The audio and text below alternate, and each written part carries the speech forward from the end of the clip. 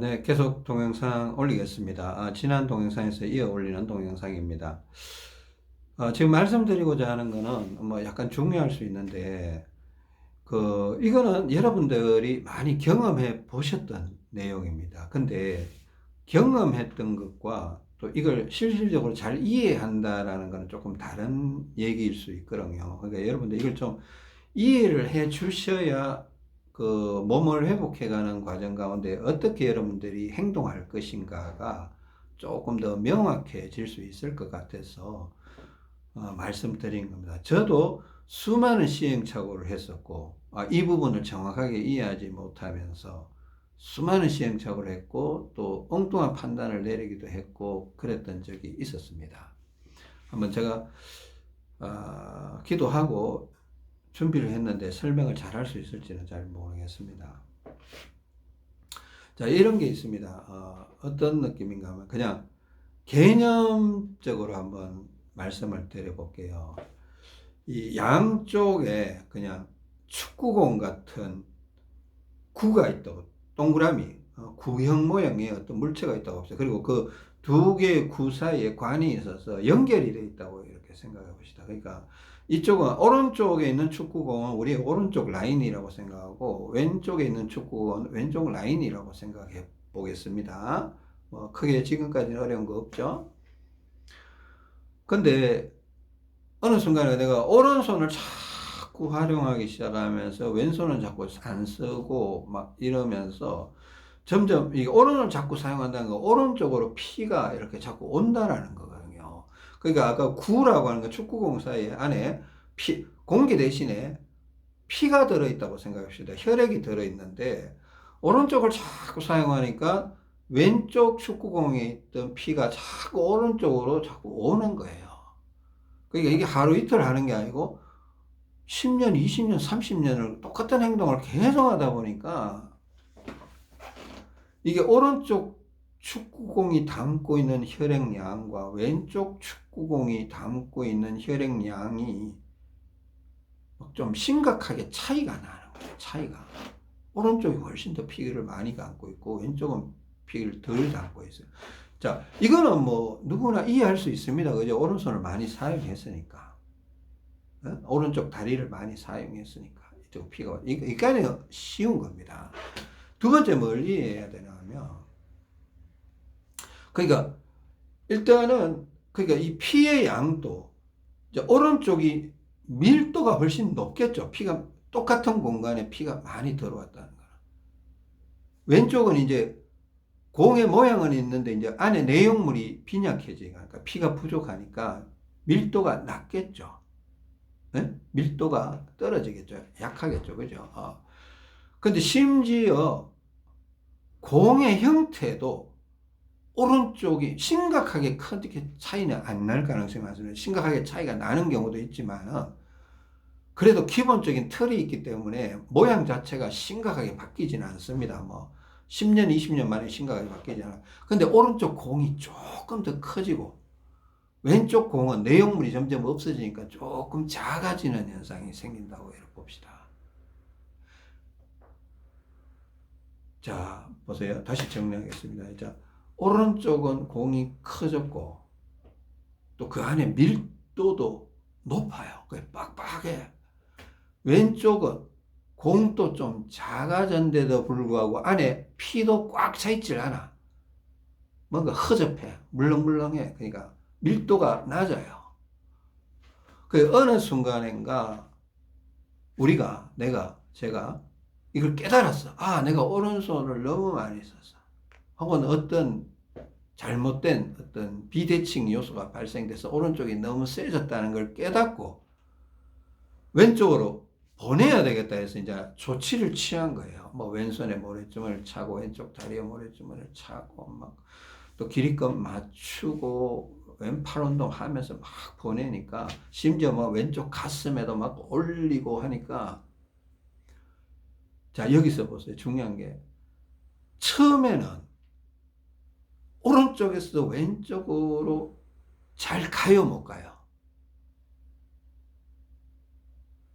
자, 여기가 밀도가 낮아요. 빈 공간이 많아요. 얘는 큰데도 밀도가 높아요. 꽉꽉 차 있는 거야. 꽉꽉 차 있는 데서 빈 공간으로 가는 거는 굉장히 쉬운 거예요. 또 심지어 여기에 무게를 걸어놓고 가슴에 모래주머니를 채워놓고 여기 비어 있으니까 빈 공간으로 열심히 달려가면 막 사람이요 막 편안해져요. 릴렉스가 되고 세상에 이런 기분이 있나 막 이래요. 근데 이제 무게를 이용해서 혹은 운동을 통해서 왼쪽으로 막 보내잖아요. 하루 지나고 이틀 지나면 이제는 여기가 밀도가 차오르기 시작해요. 그럼 여기가 이제 공은 작은데 이제 꽉꽉꽉 채워지기 시작하는 거예요. 그 다음부터는 오른쪽에서 왼쪽으로 오기가 쉬울까요? 어려울까요? 이거 꽉꽉 차 있어. 사람이 꽉 차 있어. 막 해집고 들어가기가 쉽지 않은 거예요. 이게 우리가 조금 이해하기 쉬우게는 옛날에 먹힘이란 얘기했습니다. 너무 과도하게 하면 좁은 혈관에 피가 너무 들어차면 이게 오도 가도 못해서 먹혀버린다 이랬는데 먹힘이란 말로만 설명하기 좀 어려워요. 먹힘은 진짜 너무 많이 짧은 시간에 너무 많은 게 과다하게 들어가서 오도 가도 못한 게 먹힘이고 제가 말하는 이 잘 못 들어간다 이거는 저항이라고 합니다. 순방향에 따른 저항, 순방향적인 저항이라고 이렇게 표현하고 싶습니다. 따라해 보세요. 순방향적인 저항. 한번 따라해 보세요. 여러분들 이거 용어도 여러분하고 저하고 이렇게 맞춰야지 제가 설명을 할 수 있고 여러분들도 받아들일 수 있습니다. 순방향적인 저항이라고 합니다. 이거는 먹힘이라는 개념하고 반은 똑같은데 반은 달라요. 먹힘은 들어갔다가 가지도 못하고 후퇴도 안 되고 가도 못하고 이런 거예요. 그러니까 강제로 후퇴시켜야 후퇴가 되는 거예요. 근데 순방향적인 저항은 먹혀? 그러면 이럴 때 들어가고자 하는데 오른쪽에서 왼쪽으로 축구공으로 가려고 하는데 더 이상 막 밀어 넣어도 안 들어가. 억지로 계속 밀어 넣으면 먹혀버려요. 센 힘으로. 그죠? 근데 들어가는데 잘 안 들어가려고 한다. 이게 저항이에요. 이게 저항이에요. 그죠? 지금 제가 말씀드린 건 뭔가 하면, 그럼 이럴 때는 어떻게 해야 되나?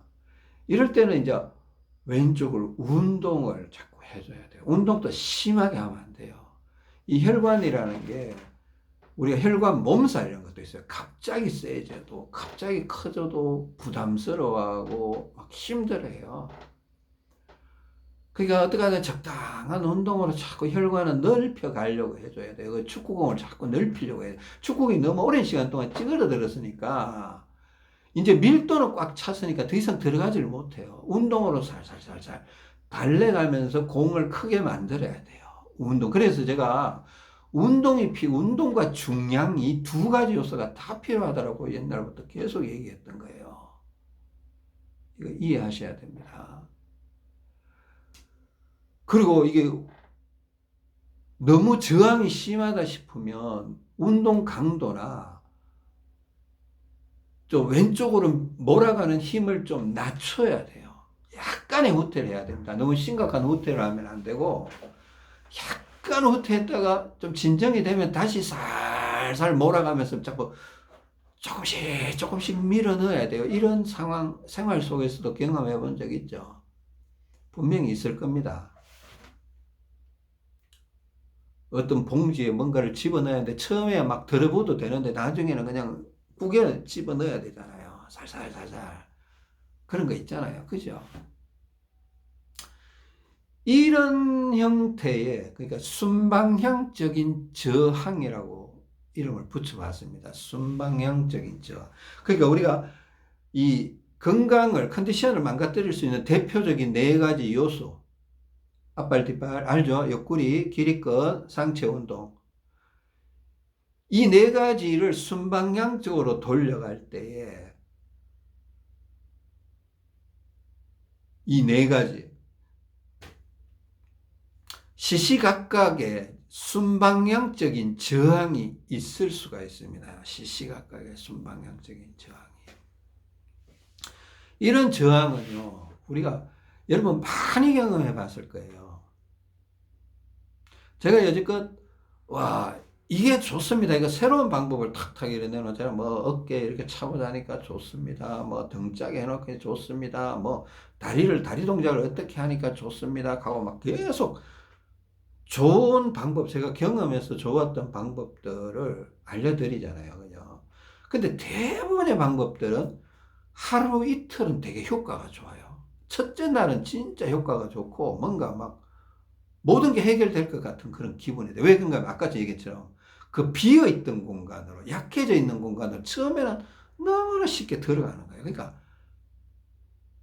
막 흐린 하늘에 막 해가 보이는 것처럼, 맑게 개는 것처럼 환하게 이렇게 뭔가 좋아지는 느낌이 들어요. 근데 하루 지나면 그게 반감이 돼요. 이틀 지나면 이게 효과 있나 없나라고 의심을 하기 시작하게 됩니다. 그게 순방향적인 저항 효과라고 제가 이름을 붙여봤습니다. 순방향으로 가는 부분에 있어서 부닥친다 이거예요. 가기는 가야 돼. 계속 가야 돼. 가야 될 길이 먼데도 갈 수가 없는 상황. 그러니까 어느 지점까지는 가요. 100이라면 50까지는 쑥 들어가요. 그때부터 이제 저항에 부닥치는 거예요. 100까지 가야 되는데 50까지는 쑥 들어왔는데 51 올라가기가 이게 쉽지 않아지는 거예요.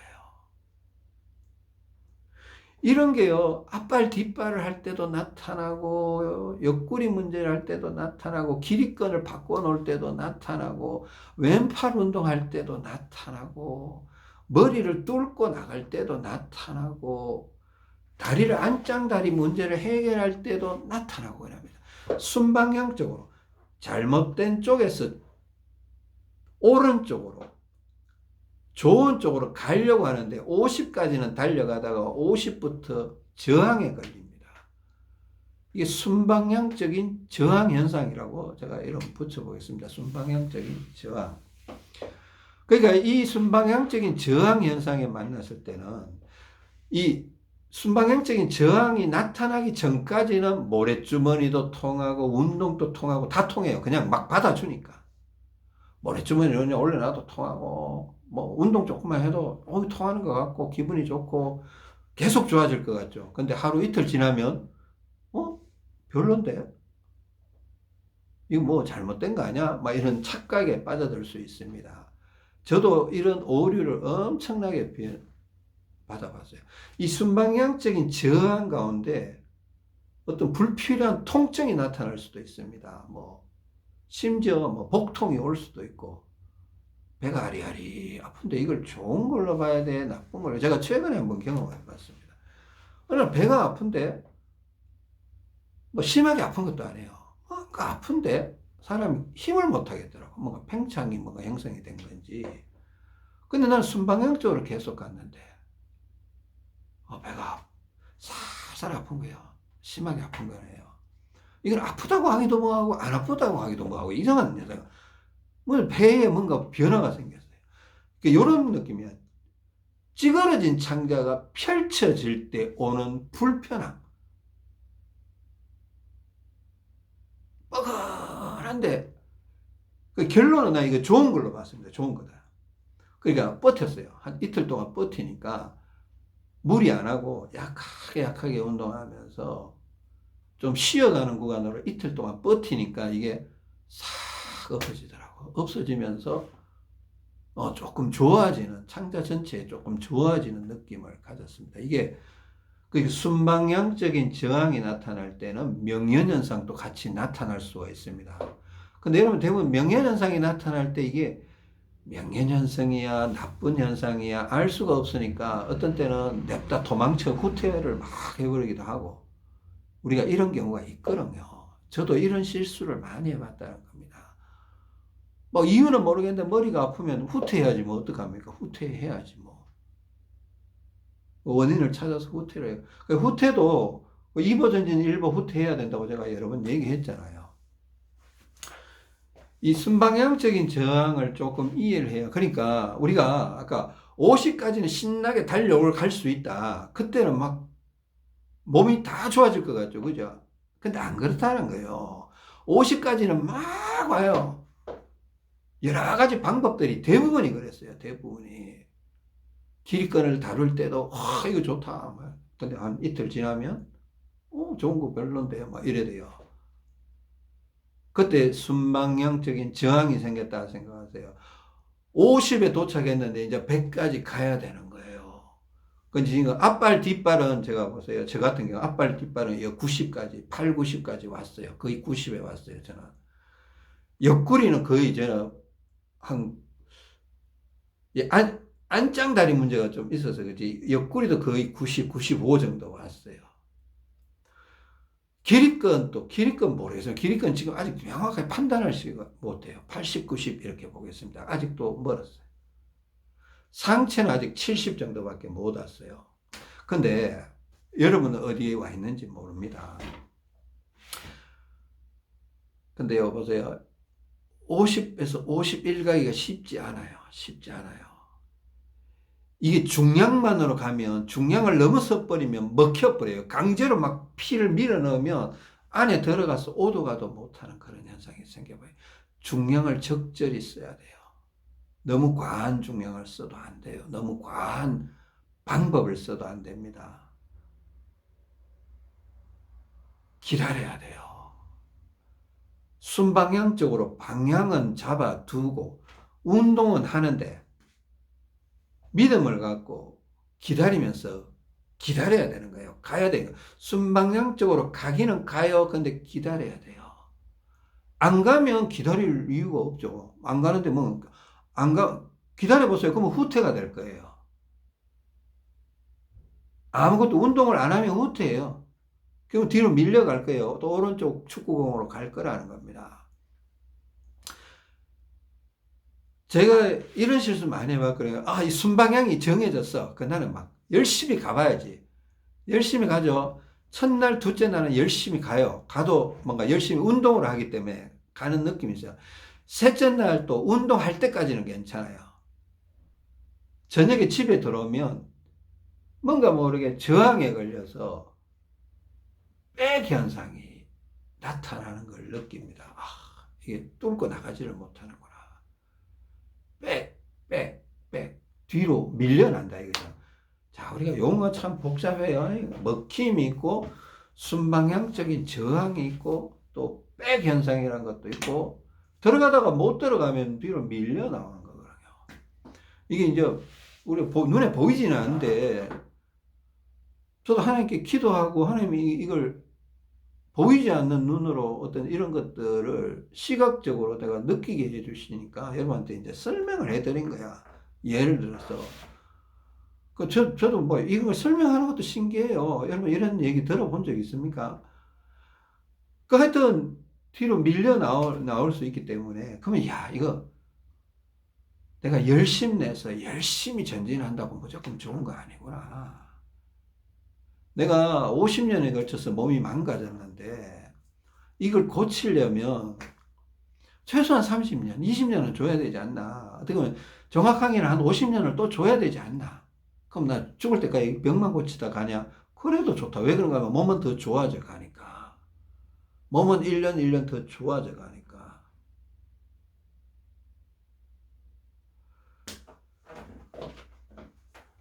그렇게 분명히 있거든요. 그러니까 이제 욕심을 내서는 안 된다. 그러니까 제가 전에부터 욕심을 내면 안 된다고 했죠. 근데 제가 말은 여러분한테 그렇고 제가 욕심을 자꾸 내요. 왜 그런가 하면 이유는 있어요. 저는 이제 먼저 가는 사람으로 실험을 해봐야 되잖아요. 실험을 해봐야 되니까 이건 열심을 안 할 수가 없는 거야. 열심을 하면 내가 몸이 힘들어진다는 거 알아요. 열심을 하면 백 현상이 생기니까 순방향적인 저항 현상이 생기니까 내가 힘들어지는데 혹시나 내가 알지 못하던 어떤 좋은 어떤 현상이 나타나지 않을까라는 또 기대도 있고 여러분한테 좀 획기적인 방법을 찾아서 알려줄 수 있지 않을까라는 그런 소망도 있고 제 마음이 그렇다는 겁니다. 그러니까 저도 모르게 강하게 이렇게 드라이브 걸 때도 있고, 막 강하게 밀어붙일 때도 있고 그렇습니다. 근데 제가 자꾸 생각해 보니까,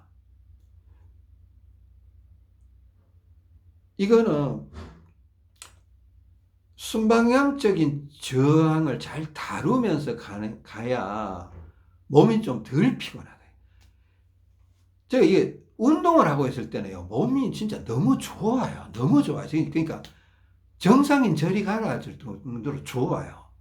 근데 집에 들어오면 운동을 못 하거든요. 밥을 먹고 쉬는데 약간 백 현상이 생기는 걸 항상 느껴요. 매일 저녁마다 느껴요. 그러니까 심지어 잠자는 것도 불편해지는 거야. 낮에는 전진했다가 밤에 불편해지는 거예요. 이런 현상은 우리가 살아오면서 많이 경험. 어릴 때요, 학교 운동장에서 혹은 골목에서 공 열심히 찼잖아요. 땀 많이 흘렸어요. 그날 밤에 몸살 걸려요. 혈관 몸살 걸려요. 왜 운동했는데 몸이 좋아져야 되는데 왜 몸살이 걸릴까요? 그건 걔가 몸이 약해서 그럴까요? 그럴 수도 있습니다. 근데 모든 운동은요, 저항에 걸리게 돼 있어요. 왜가 피가 안 가던 쪽으로 밀어붙이니까 혈관 몸살을 앓게 돼요. 차라리 운동 안 하면 센 쪽으로 피가 자꾸 가고, 약한 쪽은 그냥 더 약해지고 그러니까 그냥 흐름 따라 가는 거예요. 그걸 막 강제적으로 몸을 움직여 버리잖아요. 그러면 피가 막 분산이 되려고 해요. 그럼 분산되면 무조건 좋으냐? 그렇진 않아요. 벌써 몸이 바뀌어 버렸는데, 비대칭이 생겨 버렸는데, 그러면 더 큰 쪽으로 더 가버려요. 이런 현상이에요. 제가 말하는 건 건강하다는 조건을 걸면, 그러니까 모든 운동, 안 하던 행동, 물구나무 서기 안 하던 사람이 물구나무 서기 한번 해보세요. 막 목이 불편해지고, 머리가 띵해지고, 막 잇몸이 막 부어오를 수도 있고, 눈이 충혈될 수도 있고, 그래요. 근데 매일 하는 사람은 아무렇지도 않아요. 여러분, 이거 이해하시고 받아들여야 돼요. 순방향적인 저항이라는 거는 우리가 일상생활에서도 봤는데, 칼질 잘 안 하던 사람이 칼질을 해보세요. 손목이 아파 죽으려고 해요. 그것도 엄지손가락이 아플 수도 있고, 팔꿈치가 아플 수도 있고, 막 이래요. 그거 칼질 몇 번 했다고 그게 몸이 그러면 그게 정상입니까?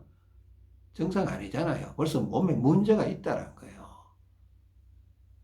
등산하던 사람이 등산해보세요. 뭐 다음날 종아리 터지려고 하고, 그 뭐 자연스러운 현상입니까? 물론 자연스러운 현상이에요. 근데 우리 그거 이해해야 돼요. 순방향적인 저항이다. 아니, 뭐, 순방향적이 아니더라도 혈관의 저항이다. 이렇게 볼 수 있습니다. 그거는 그냥 일반인들이 하는 거는 혈관의 저항이에요. 혈액순환의 저항이고, 우리가 말하는 거는 순방향적인 혈액순환의 저항이다. 이렇게 보는 겁니다. 좀 개념이 다른 겁니다. 일반인들은 일반적인 혈액순환의 저항이고, 우리는 순방향적인 혈액순환의 저항이다. 이렇게 보셔야 됩니다. 그러니까 저항은 어느 상황에서도 걸려들 수 있다는 거예요. 그러니까 우리가 무리를 해도 저항이 나타나요. 낮에 운동을 하면 강제로 막 순방향이 생기니까 몸이 좋아요. 나 아픈 사람 맞아 싶을 정도로 좋아요. 진짜예요. 근데 저녁에 돌아오면 백 현상이 생겨요. 낮에 밀어붙였던 것들이, 왼쪽 작은 축구공으로 들어갔던 것들이 그 안착을 못하고 뒤로 밀려 나와요. 막 밀려 나올 때 또 순방향적인 운동을 해보잖아요. 그 밀려 나오는 힘이 있으니까 그때는 또 순방향적인 운동을 해봐도 잘 안 통해요. 그런 걸 느껴요. 막 저항이 생기니까 폐도 약간 처지는 느낌이 들고, 트림도 잘 안 나오고, 저녁에 되면 트림도 잘 안 나와요. 자, 그러니까 뭐 낮에 운동 열심히 하지 마라 이런 게 아니에요. 욕심내지 말고, 무리하지 말고, 부드럽게 순방향적으로 나아가세요. 문제가 좀 더 큰 곳은 조금 더 관심을 가져주시고, 나아가세요. 순방향이라는 것은 가야 된다는 뜻인 겁니다. 50에서 51, 51에서 52로 나아가야 된다는 겁니다. 그게 혈관이 확장이 되려면 시간을 줘야 돼요. 지금 뭐 확장시켜놓고 끝 이러면 얼마나 좋아요.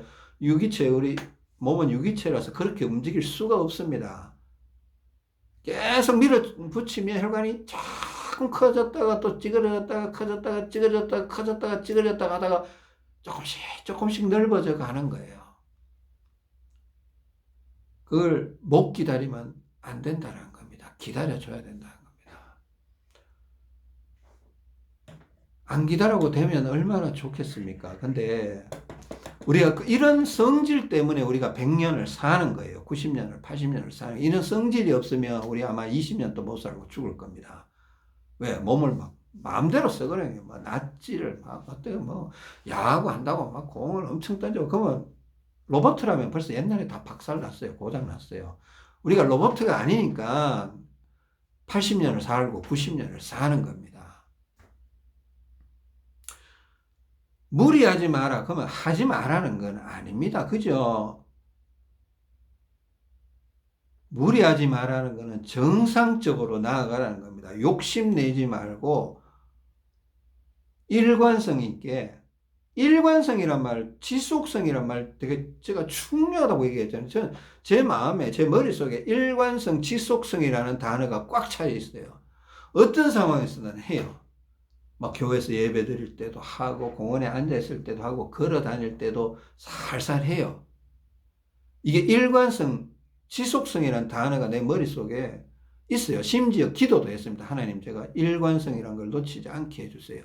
지속성을 놓치지 않게 해주세요. 내가 아무리 바쁜 일이 있었더라도, 심지어 예배 시간에 이래 운동하면 목사님이 싫어하실 수도 있죠. 근데 안 하면 제 몸이 나빠지는데 하나님이 그걸 원하시겠습니까? 어떤 때는 맨 뒷자리에 앉아서 운동을 사람들 눈치 안 채게 살살 합니다. 그 정도만 해도 효과 있거든요. 그러니까 운동하면서 예배 드리면 되죠. 또 뭐 어떤 강의 같은 데 있으면 또 운동하면서 강의 들어가도 되죠. 학생이라면.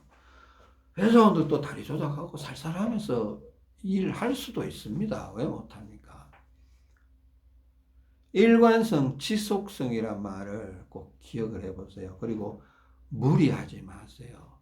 무리하고 빨리 나으려고 욕심을 내면 순방향적인 저항 현상에 걸려 들어갑니다. 그러면 저녁 때쯤에 백 현상이 생깁니다. 심지어 잠자리도 백 현상이 생기면 잠자리도 불편해집니다. 맞죠? 백이 되고 있는데 잠이 편할 수가 있습니까? 그래서 또 요런 조치들, 뭐 등짝에 수건대고 이런 조치를 취하면 그게 좀 세서 힘든데 또 전진이 약간 돼요. 너무 세도 안 돼. 이게 효과가. 너무 세면 진짜 먹혀버리면, 이거 오도 가도 못하면 강제로 뒤로 빼줘야 되는 그런 현상이 들어가 버립니다. 우리가 어떤 좁은 동굴에 사람이 들어가다가 끼어버리잖아요. 들어가지도 못하고 나오지도 못하잖아요. 이거 먹힌 거예요. 그때 어떻게 해요? 굴 밖에서 사람이 양 발을 잡아 당겨내야 돼요. 그래야 빠져나오는 거예요. 그 강제로 후퇴해줘야 먹히는 게 풀린다, 이런 현상이 생기는 거예요. 이거 좀 생각을 해봐야 될 문제입니다. 순방향적인 저항 현상. 그러니까 너무 무리해버리면 먹힘이 생겨버립니다. 이거 좀 좋지 않아요. 근데 오늘 주로 얘기했던 거는 순방향적인 저항 현상, 먹힘 전에 나타나는 순방향적인 저항 현상이 우리를 상당히 헷갈리게 만든다. 그 안에 명현현상도 있고, 또 내가 판단 미스를, 테스트를 잘못해갖고 엉뚱한 짓을 하면서 가고 있는데, 이게 또 순방향적인 저항현상이라고 착각하고 있을 수도 있습니다. 본인이 테스트를 잘못했는데 엉뚱한 결론을 내려갈 수도 있고,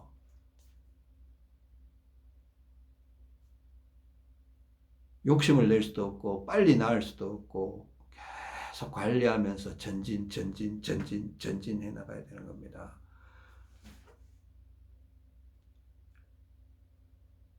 테스트를 잘 해야 돼요. 하루에 최소한 한 번은 테스트를 해야 됩니다. 한 번 갖고 안 되는데 사실 그죠? 근데 살다 보면 안 하고 넘어가는 날이 있을 수도 있어요. 저도 그러니까. 여러분들도 그렇지 않겠습니까? 테스트 하루에 최소한 3번 정도 하면 좋죠. 아침, 점심, 저녁으로. 근데 뭐 어깨 같은 건 하루에 한 번 정도 해도 하루에 한두 번 하면 되고 앞발 뒷발은 심심하면 하고 양발 벌어지는 것도 하고 뭐 왼팔 운동은 한동안은 계속 해야 될 것 같고 그렇습니다. 이게 좀 생각해 봐야 될 문제가 있는 겁니다. 순방향적인 저항 현상, 순방향적인 저항. 저항이 걸리니까 뭐 명현현상도 나타날 수도 있고 가짜 명현현상도 나타날 수도 있고 뭐 그러겠죠. 그죠? 욕심내지 마시고 무리하지 마시고 그렇다고 게으르지도 마시고 적당히 순방향적으로 움직여 가세요. 4개의 톱니바퀴가 적당히 맞물려서 굴러갈 수 있도록 그게 대사증후군을 없애는 방법입니다. 대사증후군을. 그죠? 대사증후군 별거 아니에요. 우리가 알고 있는 모든 병이 대사증후군이에요. 대사가 진행이 안 되면서 암이 생기고, 대사가 진행이 안 되면서 시력이 나빠지고, 대사가 진행이 안 되면서 콩팥이 망가지고, 대사가 진행이 안 되면서 치질이 나타나고, 대사가 진행이 안 되면서 배에 가스가 차고, 방광이 문제가 생기고, 요로가 아프고, 전립선이 문제, 갑상선 문제, 귀에 이명이 들리고, 코가 막히고, 이게 대사증후군이에요. 아직 대사증후군의 개념을 아직 못 잡고 있는 분들도 계실 텐데, 우리가 알고 있는 대부분은 대사증후군 안으로 들어가 버립니다. 그거는 이제 개별 병명을, 명칭을 붙여둔 것일 뿐입니다, 그게. 뭐, 손가락 관절염, 이게 대사증후군이에요. 척추 디스크 문제, 이거 대사증후군이에요. 대사가 진행이 안 되니까 압력이 엉뚱한 대로 나와버리는 거예요.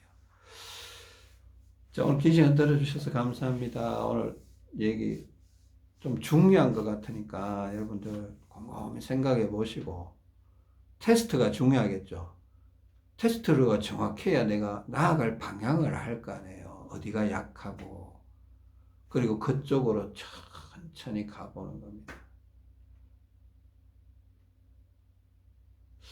네, 긴 시간 들어주셔서 감사합니다. 다음 시간에 뵙겠습니다. 감사합니다.